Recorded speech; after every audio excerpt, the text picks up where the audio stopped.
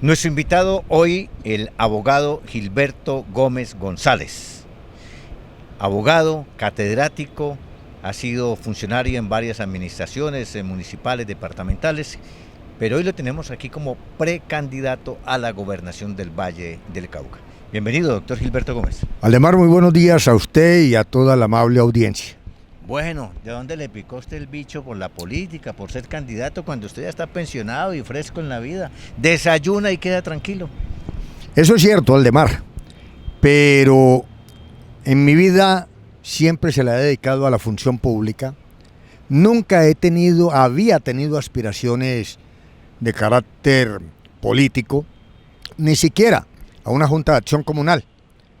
Pero la reserva de la fuerza pública del departamento del Valle del Cauca, integrada por hombres y mujeres quienes lucieron con honor sus uniformes del Ejército, la Armada, la Fuerza Aérea y la Policía Nacional, han tenido la generosidad de fijarse en este servidor y hacerme su candidato a la gobernación del departamento del Valle del Cauca. Eso de un lado. Y de otro lado, motivado por diferentes temas de departamento que necesariamente requieren tener una persona con conocimiento, con experiencia, con honestidad y con transparencia al frente de los destinos del departamento. ¿Por qué por la reserva y no por un movimiento o partido político o por firmas? Mire, hoy el escenario político de Colombia, al que no es ajeno el Valle del Cauca, nos muestra una realidad política. Los partidos políticos tradicionales están desgastados por una u otra circunstancia, por muchos elementos de corrupción, que no quiere decir que todos los políticos sean corruptos, porque conozco muchos políticos que son honestos, dedicados al servicio de la comunidad.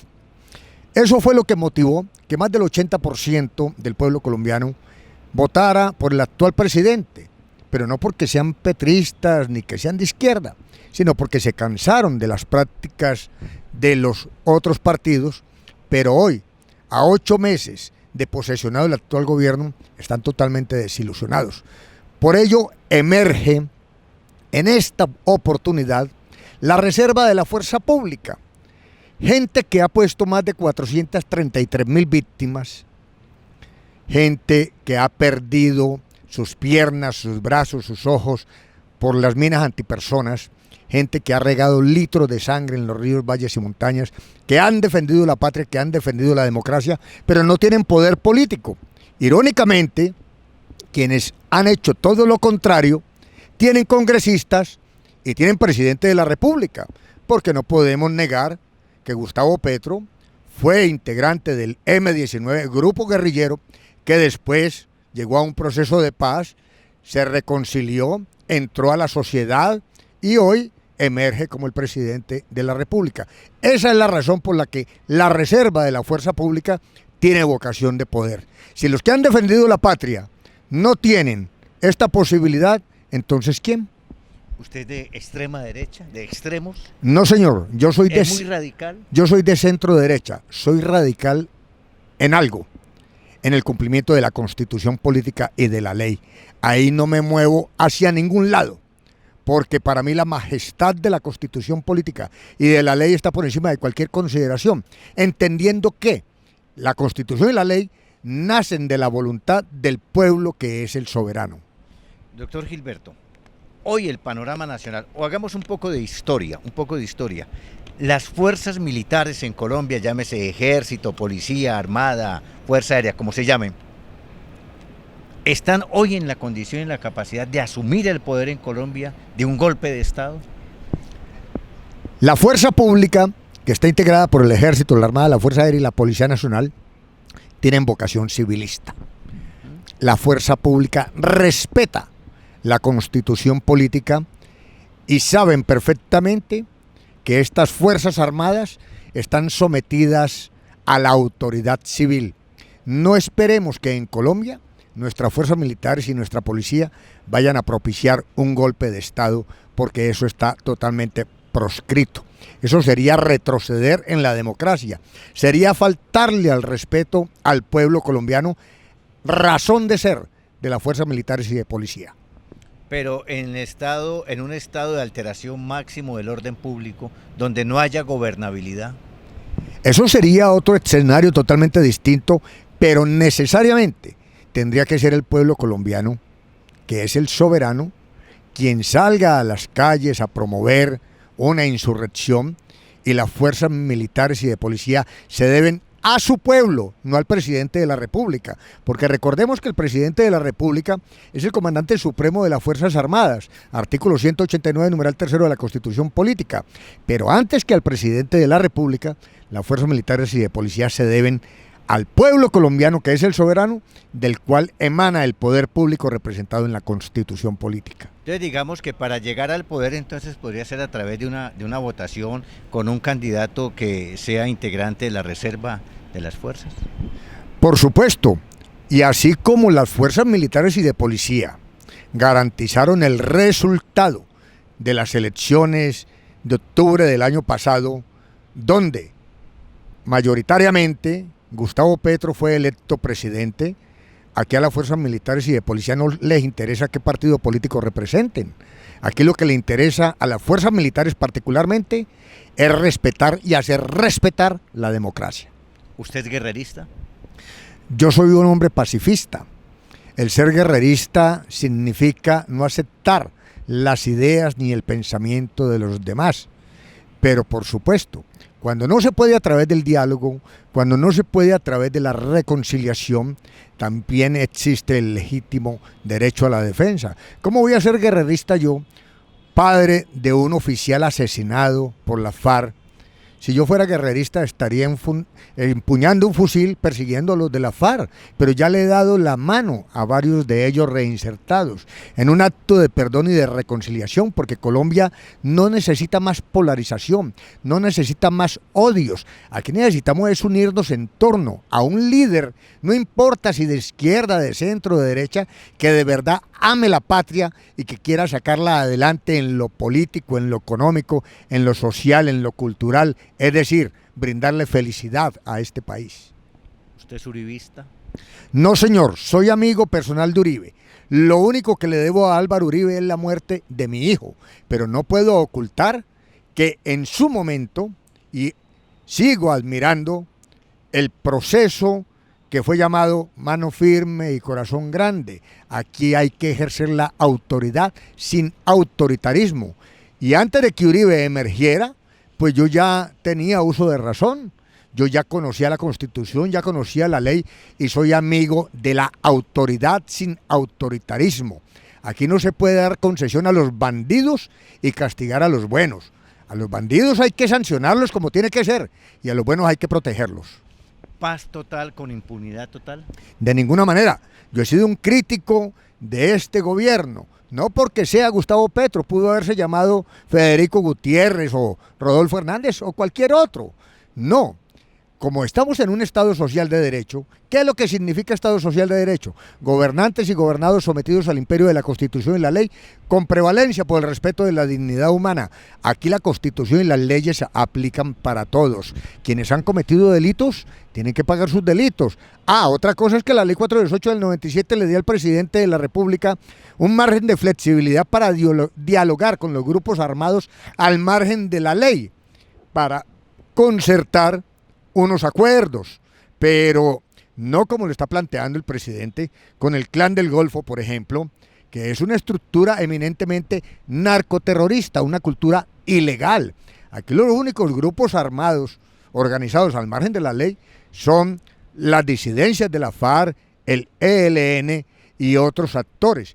En ese orden de ideas yo no estoy de acuerdo, critico que a todos los que están encarcelados por diferentes delitos se les conceda la libertad so pretexto de nombrarlos en gestores sociales o gestores de paz, porque no es a través de un plumazo, de un decreto, que yo, siendo delincuente hasta hoy, a partir de mañana, a través del decreto, me convierta en un ser pacifista.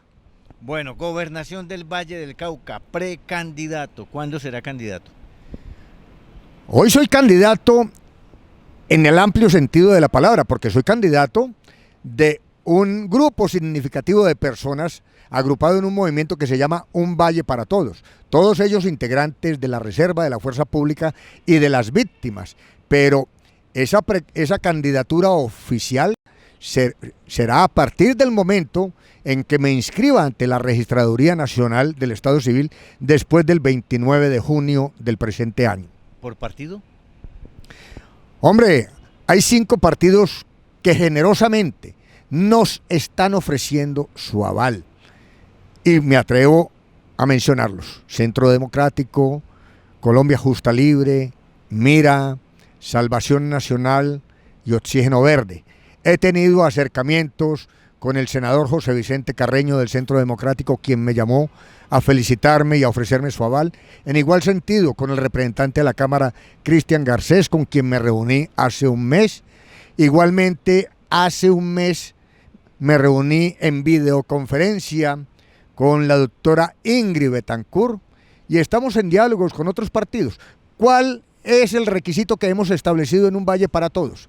Que sea un partido político que no tenga integrantes con antecedentes de corrupción, con antecedentes de dudosa reputación, porque no es posible que nosotros que estamos enarbolando la bandera de la honestidad, la transparencia, porque somos la reserva moral del país, vamos a estar avalados por un partido de dudosa procedencia. ¿Usted es amigo de la doctora Dilian? Por supuesto, soy amigo de la doctora Dilian Francisca. No se trata de enfrentarla. Yo la respeto, la admiro como persona, como amiga, como dirigente política. No es enfrentarla, son pensamientos totalmente diferentes, respetables los de ella como respetables los míos. Pero además, vuelvo a la Constitución Política. El artículo 40, numeral primero, establece que todos tenemos derecho a elegir y ser elegidos. Entonces, de ahí la propuesta nuestra para llegar a la primera magistratura del departamento del Valle del Cauca, el más importante de Colombia, el más peligroso de Colombia. Hace 2 meses aparece en una ONG mexicana las 50 ciudades más peligrosas del mundo. Tristemente, Santiago de Cali en el puesto 32, Buenaventura en el puesto 43, Palmira en el puesto 48. Las 3 principales ciudades del Valle del Cauca. El departamento más peligroso, el Valle del Cauca. La ciudad más peligrosa de Colombia, Santiago de Cali. Mi bandera es la seguridad, pero la seguridad integral, no solamente la seguridad desde el punto de vista del orden público, para reducir a su mínima expresión los índices de inseguridad, de homicidios, atracos, etcétera, sino seguridad alimentaria, seguridad en la movilidad, seguridad deportiva, seguridad en la salud, etcétera, etcétera. Entonces son miradas diferentes de un departamento que tiene que volver a ocupar el sitial de honor que le corresponde. El departamento del Valle del Cauca, con el respeto por los demás departamentos, es el más importante, porque es un departamento de ciudades, el único que tiene 12 ciudades intermedias hace más de 30 años, Aldemar. En esa polarización que hoy está Colombia, entre los buenos, entre los malos, entre los ricos, entre los pobres, entre los petristas y el resto del país, ¿cree usted que es fácil hacer la campaña y llegar a la gobernación? No es fácil. Se trata de convencimientos, pero ante todo mostrar hojas de vidas totalmente limpias, que resisten cualquier escrutinio de la vida pública y privada, porque por eso estoy presentándome ante ustedes, porque mi hoja de vida es limpia. Yo lo único que tengo es deudas. Tengo conocimiento y experiencia, pero nadie puede endilgarme el más mínimo asomo de duda respecto de mi transparencia como servidor público, subsecretario de Gobierno de Cali, jefe de personal del municipio, subsecretario de Vivienda de Cali, director de bienes inmuebles, asesor de 2 alcaldes, asesor de la presidencia de la Asamblea cuando el lamentable secuestro de nuestros diputados, director jurídico del municipio de Yumbo, secretario general y jurídico de la industria de licores del Valle, abogado litigante. No tengo ninguna investigación pendiente, no tengo ningún antecedente de carácter penal, disciplinario o fiscal. Por eso me presento ante ustedes, vallecaucanos, para que ustedes, en su legítima voluntad, decidan quién debe gobernar los destinos de este departamento, pero más que gobernar, liderar colectivamente unos procesos con las comunidades y no con el capricho del gobernante. Y durante todo ese ejercicio de la vida pública, de pronto le han llegado a ofrecer un ají, un picante, un... Muchísimo. Usted también necesita. Muchísimo, particularmente cuando estaba en la Secretaría de Gobierno. Por personas ocupantes del espacio público, de manera ilegal, por dueños de establecimientos de comercio que no cumplían con los requisitos de ley, entre ellos el de los usos del suelo. Yo cerré varios establecimientos. Tengo una anécdota. Una vez fui a cerrar una cancha de fútbol sintética, Fútbol 5 se llamaba, porque no tenía usos del suelo. Y me llamó el alcalde, Apolinar Salcedo. Doctor Gilberto, ¿usted por qué está cerrando esto? Le dije, alcalde, porque no cumple con los requisitos, pero además hay 2 quejas disciplinarias que yo no estoy dispuesto a afrontar. No tiene los usos del suelo, me toca cerrarlas. Me dijo, ay, hombre, qué vaina. ¿Y eso de quién es? Le dije, no, yo desconozco. Me dijo, me parece que es del hijo de Sabas Ramiro Tafur. Le dije, pues mire, yo soy amigo de Orlando, de Antonio, de sus hermanos, pero yo tengo que cerrar, porque yo no me voy a ganar una investigación disciplinaria por esto. Y lo cerré. Al poco tiempo destituyen absurda y antijurídicamente a Apolinar Salcedo, nombran al doctor Sabas Ramiro Tafur, alcalde de Cali, y el primero que salió de la administración fui yo. ¿Se las cobró? No, seguramente, pero de todas maneras, en el cumplimiento del deber, pero hubo muchas oportunidades donde me ofrecieron dinero, en Jumbo, en la industria de licores. Pero yo no soy santo, a mí me gusta el dinero, ni soy la mata de mora, pero no recibiendo dineros productos de la corrupción. ¿Qué le falta por hacer? Enamorar al departamento del Valle del Cauca, para llegar a regir los destinos de este bello y hermoso departamento que merece todo lo mejor. ¿Ha llorado mucho lo de su hijo? Todos los días le pido a Dios nuestro Señor que me dé esa fortaleza, que me dé esa tranquilidad y paz espiritual. Y eso parte precisamente desde el mismo perdón, desde lo más profundo de mi corazón, a quienes lo asesinaron. Porque está bien cuando lo matan a uno en combate, pero él lo asesinaron miserablemente, un francotirador. Los hombres se matan de frente, no a las espaldas. Pero mi Dios y el alma de mi hijo me siguen dando fortaleza para seguir luchando por mi patria. Desde lo militar, como teniente coronel profesional oficial de reserva del glorioso Ejército Nacional, donde llevo 28 años sirviéndole a este departamento, a esta patria. Pero también desde lo humano, que es lo más importante, aferrado a la oración, aferrado a Dios Todopoderoso, a quien le pido que día a día me ilumine para dar pasos correctos y no equivocarme y no ofender a las personas. Las elecciones se ganan con plata y con votos. ¿Tiene ambas? Yo no tengo poder político, no tengo estructura política, ni tengo músculo financiero. Hay muchas personas que tienen estos 3 elementos, pero voy a la cita bíblica de David y Goliat. David era un guerrero pequeño, hijo de Dios, aferrado a Dios. Goliat era un hombre soberbio, gigante, armado hasta los dientes, pero David con esa humildad lo derrotó. Yo no estoy diciendo que voy a derrotar, porque yo no voy a pelear contra nadie.